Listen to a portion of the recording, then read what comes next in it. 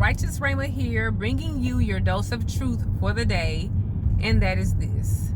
You have to get more comfortable using the word no. 2-letter word, 1 syllable in the English language, simple word, no. You have to use the word no more often. Even if it makes you feel extremely uncomfortable, even if it makes you feel like a bad person, you have to use the word no more often. It's best to use it with your family, your co-workers, your church members, people that are safer, because if you don't use it with people that are safe, for like simple things like an invite, you want to go watch a movie tonight, you're really tired, you just say no. Just say no. And normalize not having to have a reason to say no. Can you normalize that? Like, stop trying to, back it up with like, because you see, I ain't slept all day, I work 3 jobs, just say no. Just say no. Say no without any excuse, because it's your body, your choice, your time, your choice, your money, your choice, your energy, your choice. You're an adult. It's your choice.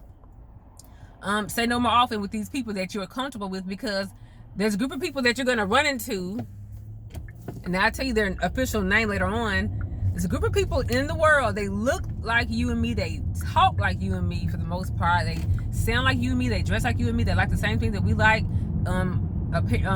On the outside, it looks that way. But these people, they are evil people. Let's get to the point. They're evil people.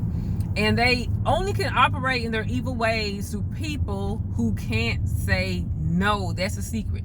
These people that I'm referring to, their names start with an N. You may have it. That's an idea. That's a hint. The group of people I'm talking about, their name starts with an N.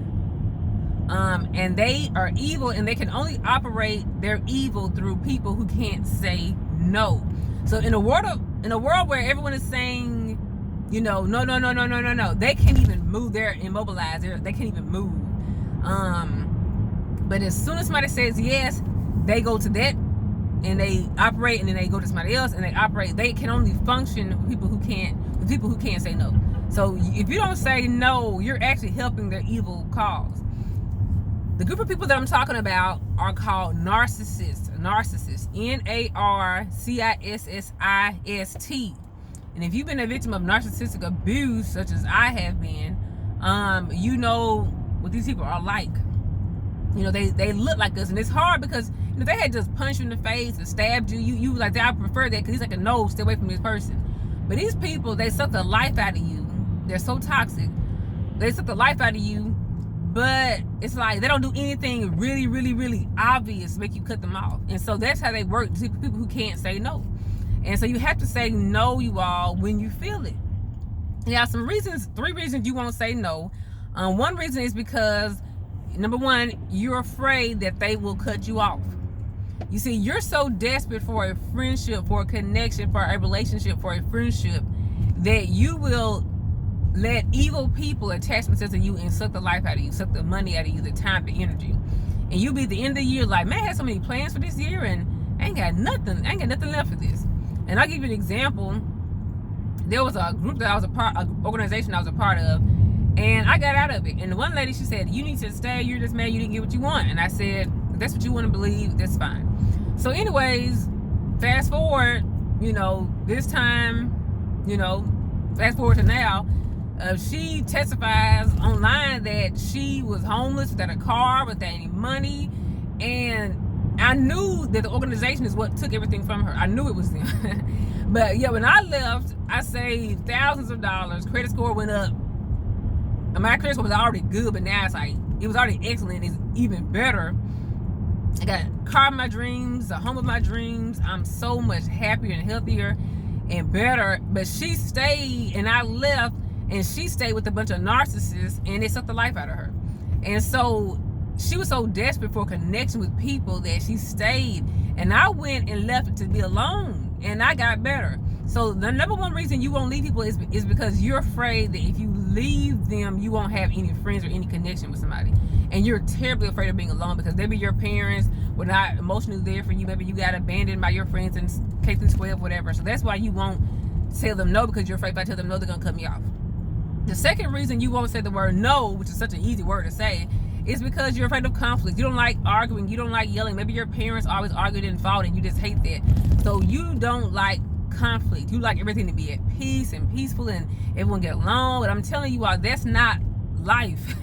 There will always be, if you're an adult, even if you're a child, you're going to have conflict. You have to have those difficult conversations, those challenging conversations that make everyone better if they, listen to each other and work it out. So, because you're afraid of conflict, you're afraid of somebody's face looking like this, like somebody's face turning up on you, somebody making a subliminal post on you on Facebook. You're afraid of, you're afraid of people being mad at you. You got to get over that, y'all. Like, you got to say stuff people ain't gonna like. Like, that's why I'm on Facebook all day saying stuff people don't like. And not putting the end of it. Morning, y'all, or not y'all. I say the most awkward thing. And I'm like, morning, y'all, like, deal with it. I said it, because I'm over people's reactions. I'm over people's anger, people's faces. I don't care because I only care about what me and God want. What me and God want. That's all that really matters. I mean, when you get my age 35, you'll understand that. You'll learn it, but you'll get it. And then number 3, the reason you won't say no is because you're afraid you're gonna hurt somebody.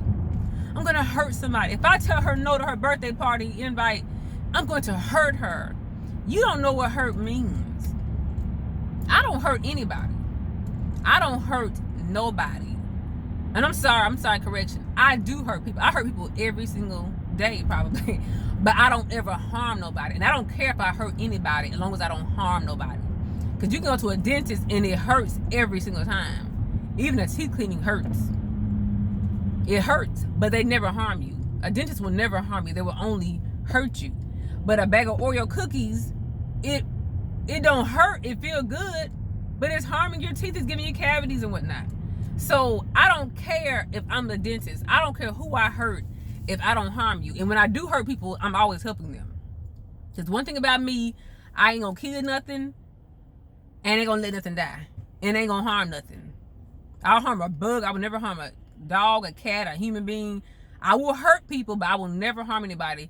And even when I hurt people, I'm actually helping them. And it's usually like with my words. It's never like I'm physically hurting somebody. I'm talking about, when I say hurt, I'm talking about I may say something that it may hurt their ego, but it'll help them be better if they listen to what I'm telling them. That's what righteous sermon is all about. I say things to people that they don't like sometimes, but it always makes me a better person if they apply the principles that I'm telling them, the wisdom that I give them. So those are the 3 reasons you won't say no. But I'm telling you all, they're not going to die.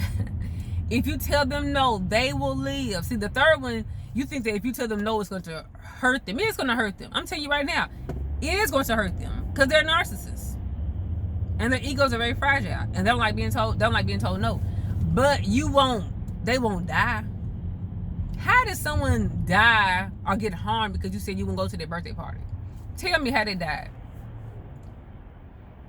Because you would give them a ride to the club, it harmed them? So I'm telling y'all, get over these lies. You have to say the word no more often because evil people, narcissists, they will always function in a world of yeses. They cannot function in a world of no's. So I am deciding I'm not going to help narcissists function in this world anymore. I'm going to give narcissists a hard time. And then this here, y'all, some people are not even narcissists or evil. Some people are just toxic and they're dysfunctional and they don't know how to operate in a world in a right way. And they're dysfunctional and toxic, and you help them to stay dysfunctional and toxic because you don't like to say the word no. So a grown man that says 40 years old, don't want to get a job, don't want to, work, and he's hungry. Man, ate all day. If you don't give me nothing to eat, I'm going to starve to death. He may not be evil or narcissistic, but he is toxic. And you should never feed a 40-year-old man. I don't care if even if he's disabled. You're not the Social Security Disability Office. You should not feed no 40-year-old man. Only the government should feed 40-year-old men who are disabled. If he's not disabled, you should not feed no 40-year-old man unless he's like in a country where, they're like, it's like systematic oppression and they're starving, like, like how Venezuela was going through stuff and, countries under warfare, stuff like that. But like, you should never feed a 40-year-old man in America. Never. Unless you just feel so led. And by that, I mean, not like a 40-year-old man, like a man who's homeless, who's like lost his mind, he's walking the streets butt naked. I'm talking about like men that like they got phones and they got apartments and You know, you should never feed a 40-year-old man. Ever. The government should. And if they're able to work, even the government shouldn't feed them. The Bible says if a man don't work, a man don't eat. That's the Bible. If a man don't work, a man don't eat. So I'm telling you all, you're not responsible for people's living. You're only responsible for it. And if your child has a disability and they're 40 years old and they're in your house, you know, you commit to taking care of them, you didn't put them in an institution somewhere, they continue to take care of them if that's what you want to do. But God only intends for you to raise your child to their 18, at least in America that's the case. In other countries it's younger than that. So yes, you all learn to use the word no more often, because there are evil people, toxic people, dysfunctional people that operate, that get by doing more evil because you can't say no. And even people who are not even evil or narcissistic, they make the world a bad place. Even if they're not intentionally doing it, people who are toxic or dysfunctional, meaning they don't function correctly in a world, they'll operate in a healthy way, they're making the world sick.